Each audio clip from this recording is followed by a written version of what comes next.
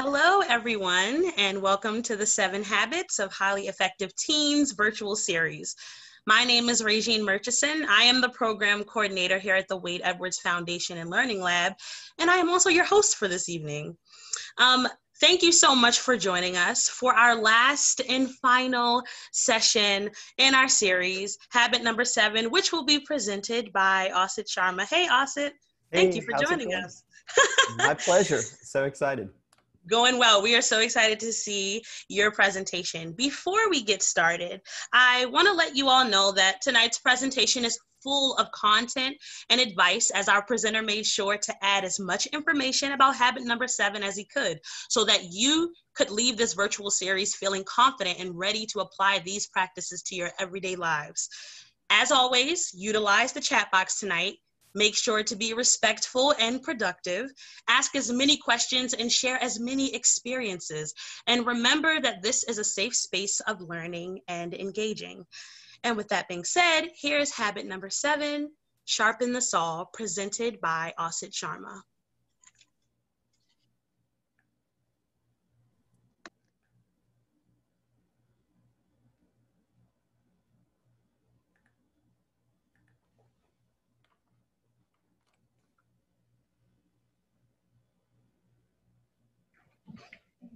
Does the Earth rotate on its axis in a clockwise or counterclockwise direction?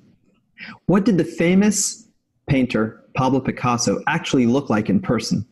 We'll have the answer to these and other burning questions in the next few minutes as we talk about the 7th habit of highly effective teens, sharpening the saw.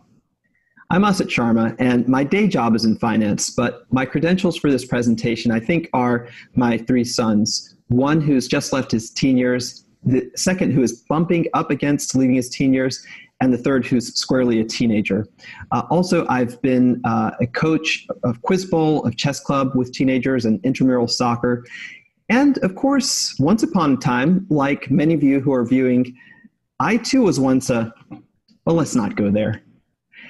Sean Covey presents us with a really interesting and intuitive metaphor, sharpening the saw. If you think of a saw that hasn't been sharpened in a long while, it has trouble going through a piece of wood, whereas a saw that's been constantly sharpened and maintained has less trouble going through wood.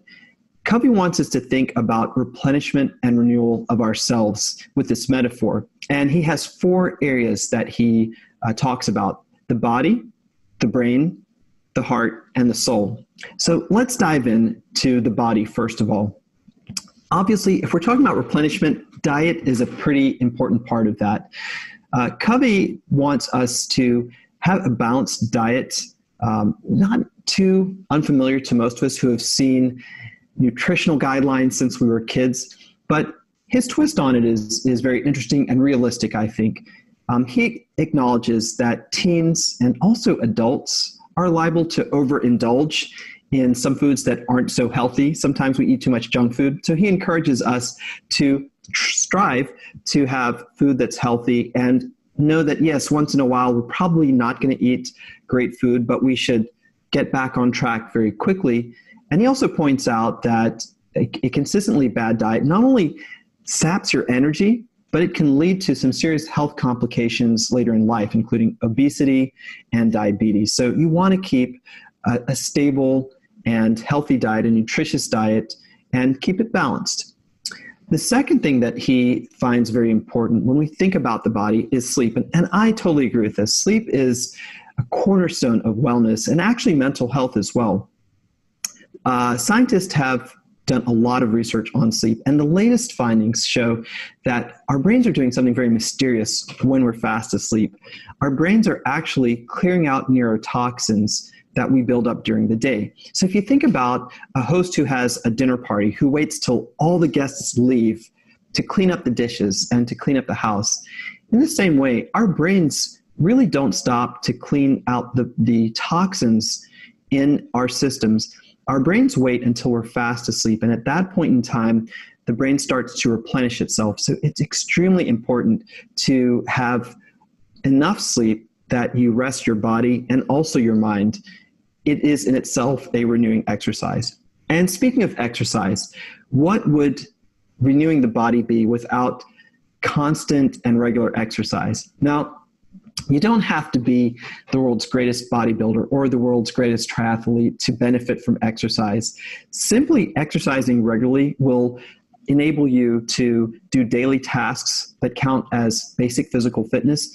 But also, if all of us exercise as much as we can, at least 15 minutes a day, let's start there, we actually begin to oxygenate our systems. That's one of the primary benefits of exercise that I don't think is publicized enough. Greater oxygen helps your brain, it helps your energy levels. And just remember, go about this incrementally. So don't wake up one day, don't be like me, don't wake up one day and decide that you are going to have a super long run. That's not healthy. A healthy attitude towards exercise is to be an incrementalist, to take things in stages, to build up your endurance, your capacity, and also just to make sure you're not injuring your muscles by tearing them, by trying to, let's say, go out and bench press a weight that you shouldn't without moving up in steps. Other ways that we can benefit our bodies, of course, are stretching, breathing exercises, yoga, meditation. And before we leave this section to go on to the next, I should talk a little bit about body image. Yeah, I think we all would like to feel great and positive about the way that we look, but it's not the end all and be all of our appearance. There's also that internal appearance to think about as well. How we look inside, how we feel inside. And I'm a great believer in finding inner beauty. I want to share an image here that to me speaks to inner beauty. This guy is called Animal. Some of you may know him. He is one of the Muppets. And Animal is not the most attractive dude externally, I would say. He's always got a disheveled look about him. And he also has quite a personality. In fact, you can see here this chain. He's usually chained to his drum set, so he's escaped here. While Animal may not be the greatest thing to look at, to me, he's got a lot of inner beauty. He's very naive. He's like a kid, and he's really passionate about the things that he likes. He's passionate about music, and someone who goes at life with a lot of energy. So inner beauty can look like this. I'm not suggesting that this is what your inner beauty or idea of inner beauty should look like, but just to make the point that all beauty is not external, and we don't have to chase that as an ideal. Now, let's move on to the next part that Sean Covey talks about in Sharpening the Saw, and that is the brain. The brain is quite an interesting part of us. It's one that needs sharpening as well, and it needs constant replenishment, but it's also the control center of our bodies, our thoughts. Our heart is also connected to the brain. Our soul is connected to the brain and the heart, emotion as well. The brain is something that can be its own functioning instrument, or you can try to control it in some ways, if you will, or try to influence how your brain works. Covey discusses the phenomenon of school, since we're looking at teenage years, and the fact that school, while it purports to be about learning, and it is, it's also a place that can be of great stress to students. And his saying that I really liked a lot is, don't let school get in the way of your education.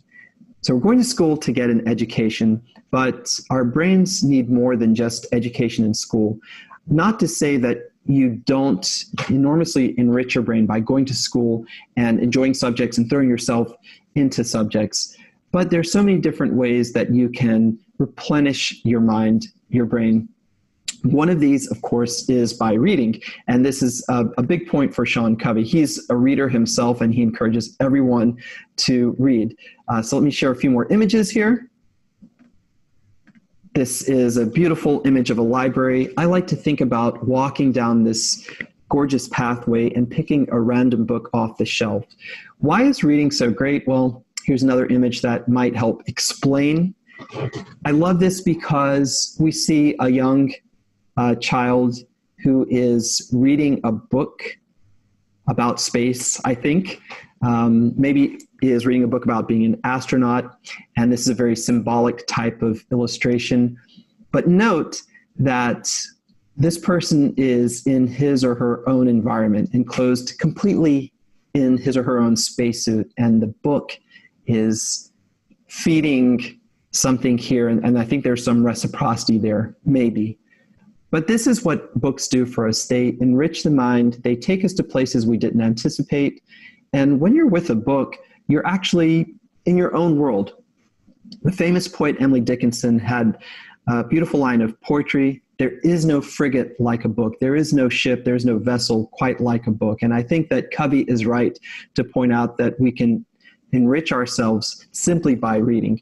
Now, of course, that's not the only way that our brains can be enriched. Introspection is a great one. Just thinking about yourself and what happened in the day, what you want to change about yourself in a positive way. That's one way you can enrich yourself. You can play games. You can play chess, is one that he mentions that I'm particularly fond of. One can paint. Curiosity is a great way to replenish the brain, to renew the brain. Just following your curiosity down maybe a rabbit hole, and maybe you do this online. It could be through reading. Maybe you love to read the Wikipedia, or you just see details that you want to chase later. So speaking of details, let's take a look at a few answers to questions. The Earth's axis. Which way is it spinning? Okay, let's take a look. The Earth rotates on an axis.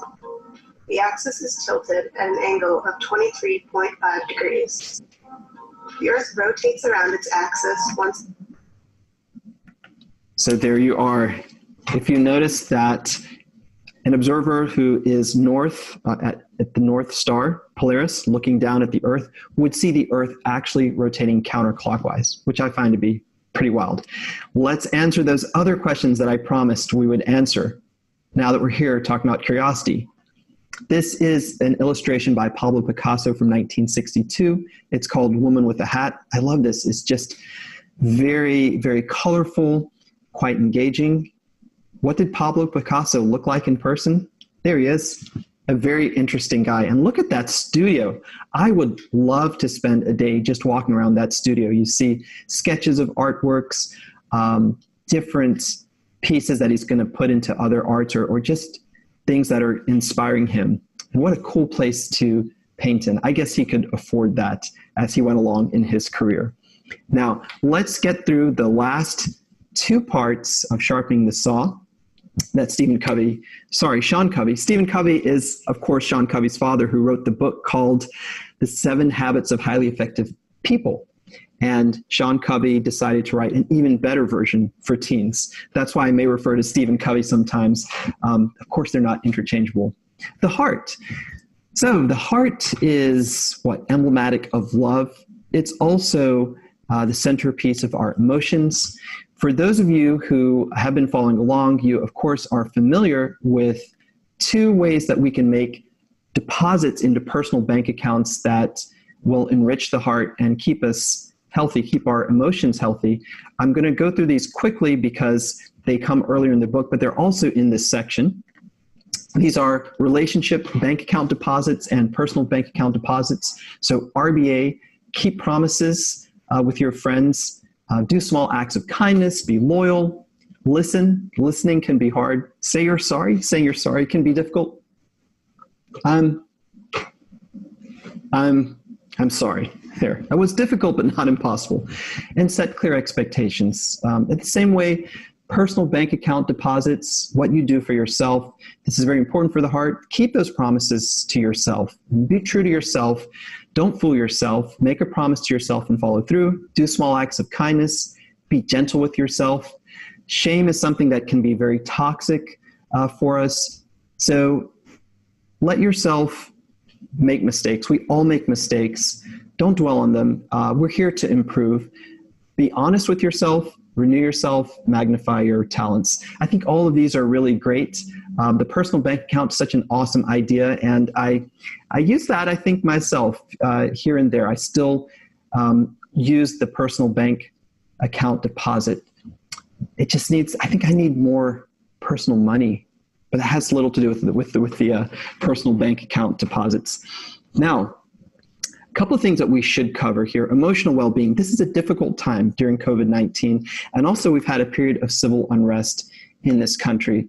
So I want to say here that being healthy emotionally isn't always easy, and it's not easy in general when you're a teenager. This is such a weird time for all of you. I can only imagine what it would have been like when I was a teen to go through this. I will say, reach out to friends and look for resources if you're feeling overwhelmed. The Well itself has some good resources for that. Focus on being healthy. There's a point in time where you have to balance everything out. I know this is a difficult time for everyone, that we're in the middle of the pandemic. We still don't see the light at the end of the tunnel. There's so many consequences of the time we're in. But as Sean Covey points out, to stay healthy, you have to keep balance. So try to keep things in perspective. And again, reach out if you need to with friends. One thing that Sean Covey also wants us to be aware of when we think about the heart is, I'll say it, the three-letter word, sex. So Covey says that in order to be healthy about our sex and our sexuality, we need to remember that this is interrelated with the heart. Sex without love is something that is not quite fulfilling. So just as you need to really learn how to love completely, in the same way, we should be ready for sex when we're ready for it. We shouldn't be pressured into it, and it shouldn't come without love. This is something that I think is very wise, and it's something that we should follow through our whole lives. And I want to talk about something else that actually he doesn't mention in the book because this was written a few years ago, but it's really pertinent today, and that's sexuality. It's where we stand in the spectrum of sexuality and even in gender. This is a much more open topic than it was in my time. I would just like to say that it's a great time to explore when you're in your teens. You don't have to figure out anything and everything about yourself overnight. And again, if you're having some trouble as you explore maybe what your sexuality is or what your gender is, reach out to friends. Reach out to people that you feel you can talk to, and look out for resources if you feel that you can't talk, let's say to your family, if you're having trouble doing that. To use a well-worn cliche, but it's so true, things do get better and things can get better. So just bear in mind that you're not alone in this, and it's okay to explore, and it's okay not to be definite and to have all the answers figured out. Now, finally, in this section, I have to talk about laughter. Did you know that scientists understand grief a lot better than they do laughter? They understand the scientific underpinnings of sadness and grief much better than they do why we laugh. Why do you think that is? I think it's because scientists don't have a sense of humor. That's a joke. For any of you scientists who happen to be watching, that's just a joke. But laughter is something very mysterious. It's partly a social mechanism. It's a way that we communicate with each other. It's also a mechanism of discovery. Babies learn to laugh well before they can speak. It's also a response. Once we get past a fear or realize that we're not scared of something, oftentimes the result is laughter. It's a method of discovery. When you get a joke, it can provoke laughter. There's a reason why one of the most popular emojis around is LOL, laugh out loud. It's saying something when we use that emoji. We're trying to communicate socially that sort of moment of affinity and that moment of cognition of getting it. So I have to show you what a primal response this is and how we are so related to our siblings on the evolutionary scale. This is a wonderful video, and it is taken in the Grace Center, which is in the Republic of Congo, the Democratic Republic of Congo. And here, a caregiver to a baby gorilla is tickling the gorilla. Let's see what that looks like.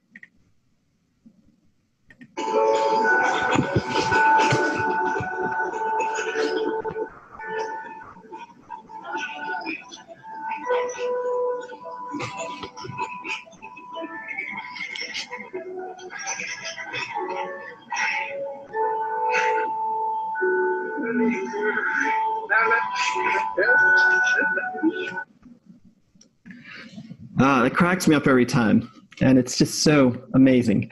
Laughter, we have to laugh, and we have to share it with friends. So I would say that exercise this muscle. Laughter is something that can be an antidote to a bad day. It can increase your sense of well-being. Actually, there's many physiological reasons why laughter is good. It increases oxygenation. Endorphins go off when we laugh. so many positive things that happen. So try to practice this and try to cultivate the ability to laugh. I think it's a wonderful thing that you can carry on, as I said, throughout your life. Very helpful. Okay, so finally, let's talk about the soul, and then we'll be on to questions. Sean Covey wants us to feed our souls, and by that he means he wants us to be able to meditate, to think about life, to pray if prayer is your thing, to be with friends, which I have mentioned. All of these things nourish us. They nourish that intangible thing called the soul, which is really a combination of different facets of the body, of the brain, of the heart. To do this isn't necessarily easy in difficult times, but it's something, again, if you practice it, it can help you out. One thing that Sean Covey really urges everyone to do is to keep a journal. Here's one of mine from the last several years. Even if you only write a few words a day, this can be very helpful in understanding yourself, understanding the world around you, and just feeling healthier and happier. Here's a newer one that I have because I'm feeling more ambitious this year. I hope this will go faster than the one I just showed you, which I've been writing in that one for years. But Sean Covey encourages us to keep a journal. I say do that as well. I think it's a really great tool. And once you get started, if you can do it, let's say for a couple of weeks, you'll find that it's hard to stop, and it's such a great outlet. Okay, so many different ways that you can nourish the soul. One that he is very excited about, and I am too, is getting back to nature. We happen to be blessed here in the Raleigh area, the Raleigh-Durham, Chapel Hill area, with a lot of nature around us, and it's not hard to take advantage of that, and I encourage everyone to do this. The Roman philosopher Terence, who hailed from Africa and was among the Romans, who was actually a slave, a freed slave, said, "Nothing human is foreign to me. I am a human, so nothing human is foreign to me."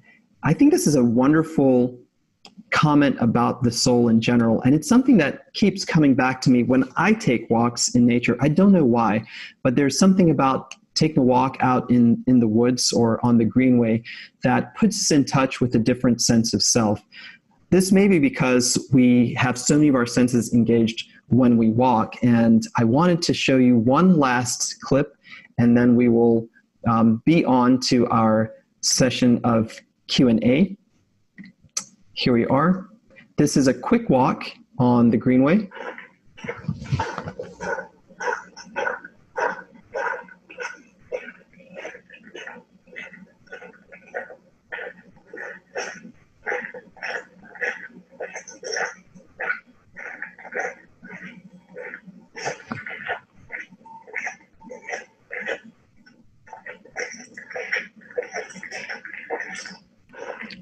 I had to stop it there when I was filming this walk a week ago because I ran into a tree as I was walking backward. Another joke, just joking. But walking in nature has so many benefits, and I think that it's really great for us. As I said, we're blessed to live in this area where most of us are within a short car ride away from nature. So try to get out. It's a great way to enhance the soul, to replenish, renew, all those good things. So to conclude, we've talked about 4 areas that will sharpen our saws: the body, the brain, the heart, and the soul. And I just wanted to say that while the 7th habit purports to be about renewal, and it is, it's also about something so much deeper, which is it's a pathway and it's a set of tools that you can use really to liberate yourself, to break out of some cycles, especially in this day and age of social unrest and COVID-19 that may be pulling us back. I think it's a really wonderful habit. In fact, it's my favorite. It's one that helps us bring out passion and joy. And speaking of passion, now let's get to questions. I'm looking forward to discussing those with you all.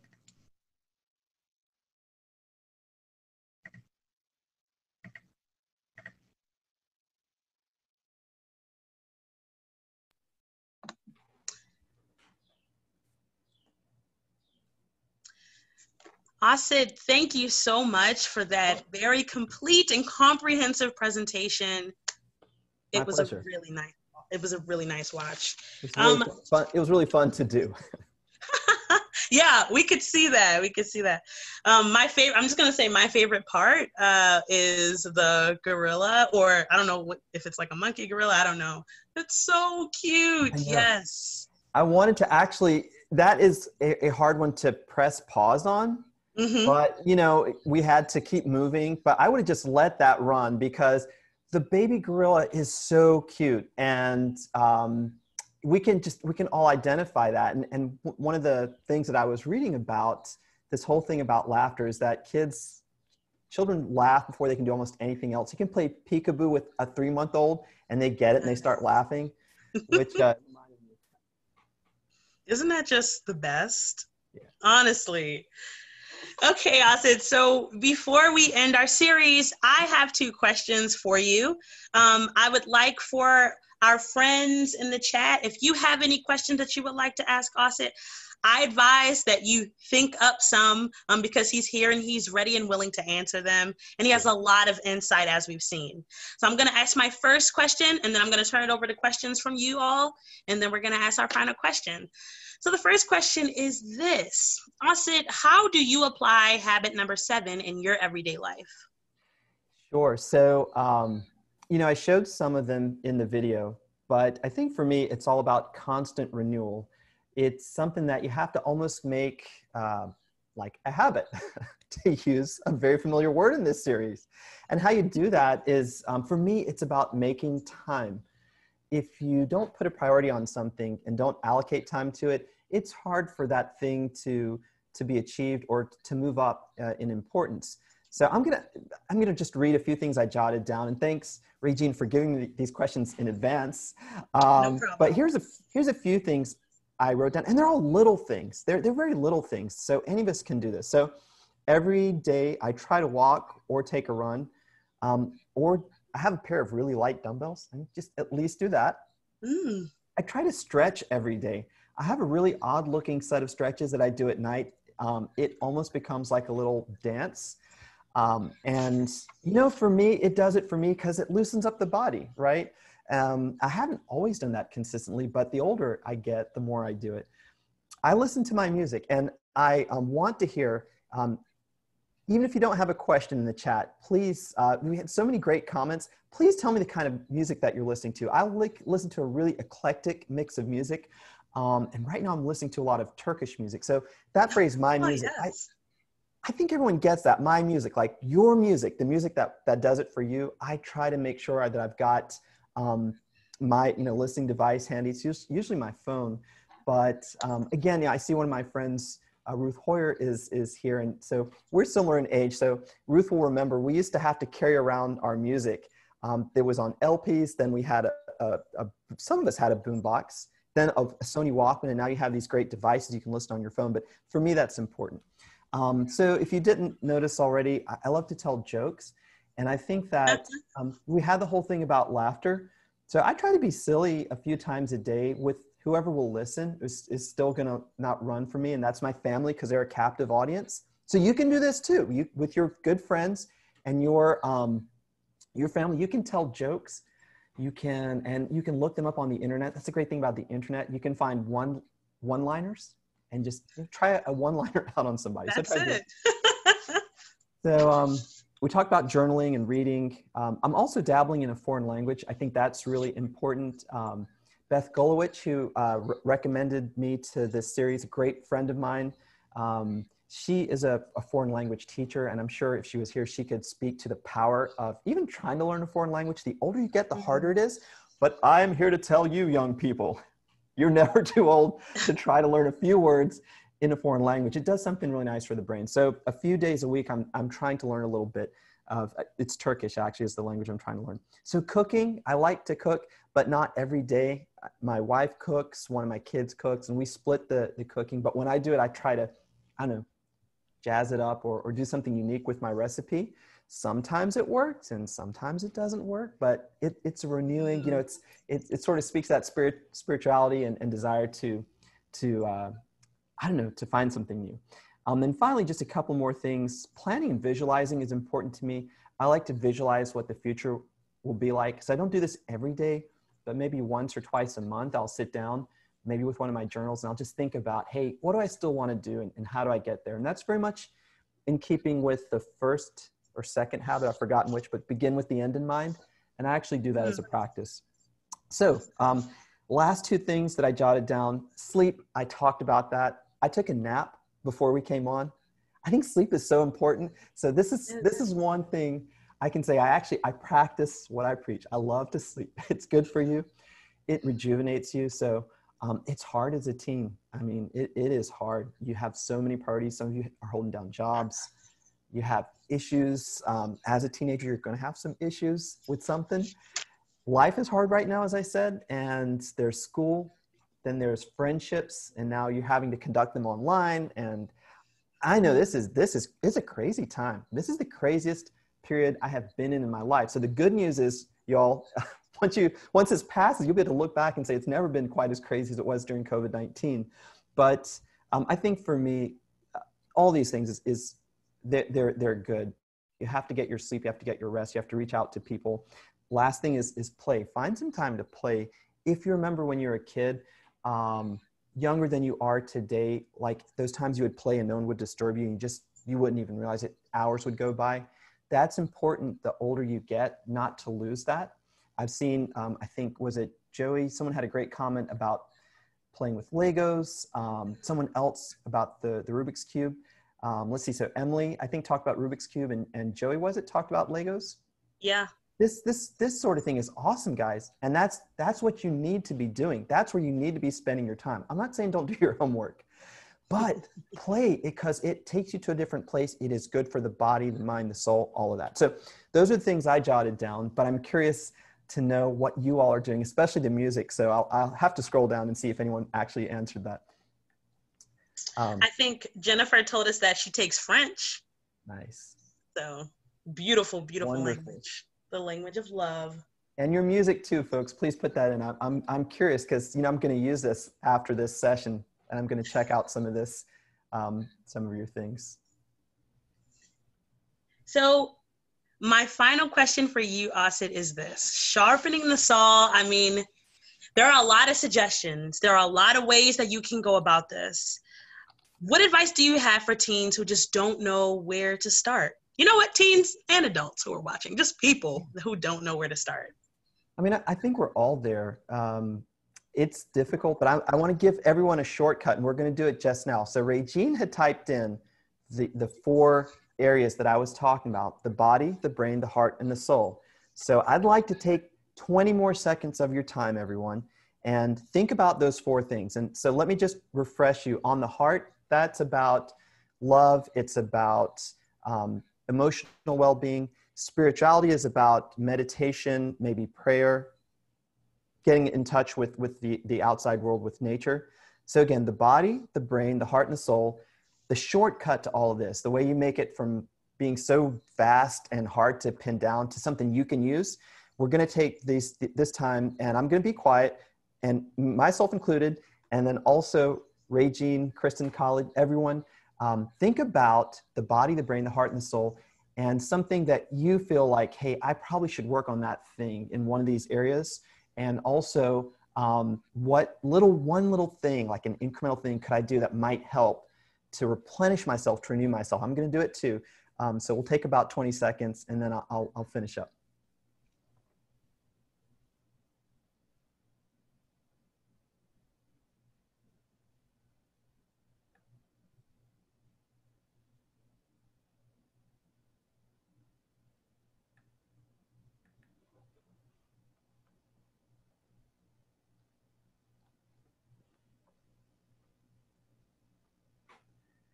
All right.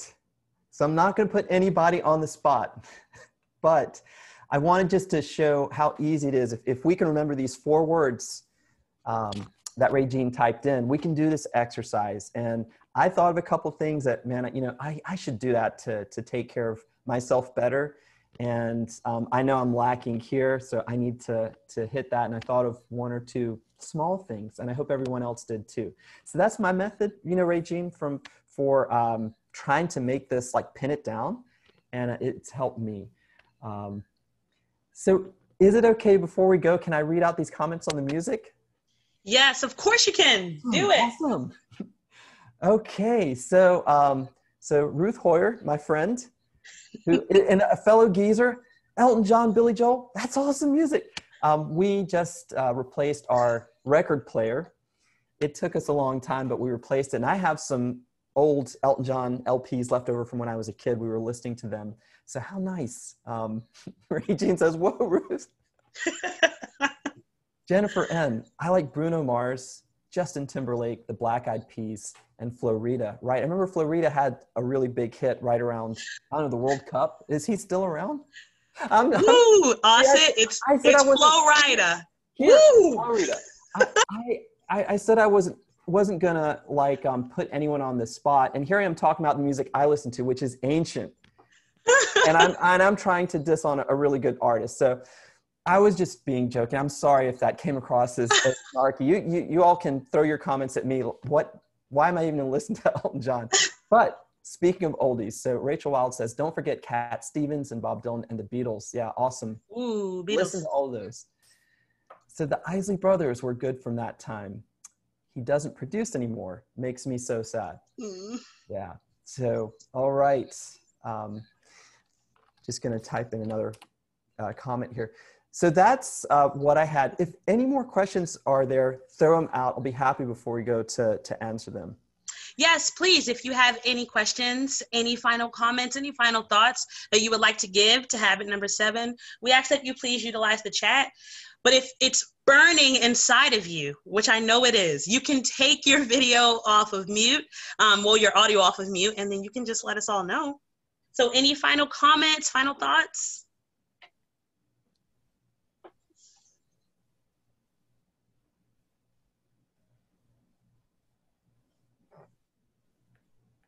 I'm going to give people time to type something here, just in case.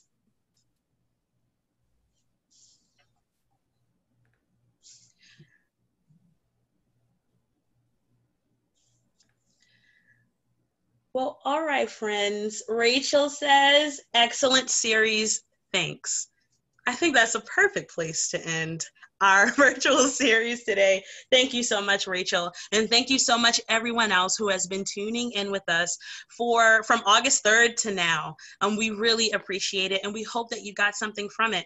I want to thank our presenters for taking the time to create this content out of their very, very busy schedules. Content for us to engage in, content that we have been engaging in for the past week and a half, and we really appreciate it. Thank you so much for taking that time out. Before we go, I just want to say a few things because we want to stay connected with you. So if you are interested in also staying connected with us, here are 2 ways. The first is you can sign up for our newsletter. That way you never miss what's happening. You never miss any more events that we have, and you can stay up to date. A moderator will be posting how to do that in the chat. The second thing is for you to sign up for our free programming. If you are a teen or know a teen or have a teen, then you really should consider signing up for our programming. All of it is free, and we are really excited to be going virtual this year. We have about 3 or 4 programs that will be going fully virtual, and we want students to fill those slots. So consider joining us. You can take a look. A moderator will be putting the information in the chat box below, and you can take a moment. You can look at our program overview, take a look at where you see yourself fitting in to the Wells programming, and consider signing up. And the last and most important thing is to please complete our survey. This is our first virtual event, and we want to make it better for you. So we want to know how it went and how we can continue to make things better and better, so that we can continue to serve you all. That will be being sent out to the email address that was a part of the registration, if you remember that. If you feel like we didn't get your registration and maybe someone just shared this link with you, please put your email address in the chat box. You can private message it to me if you don't want everyone to have it, so that I can personally send you the survey. Thank you again all for joining us. And on behalf of the Wells staff, we wish you well in applying these habits to your everyday lives. Thank you again, and have a good night. Bye, everybody. Good night.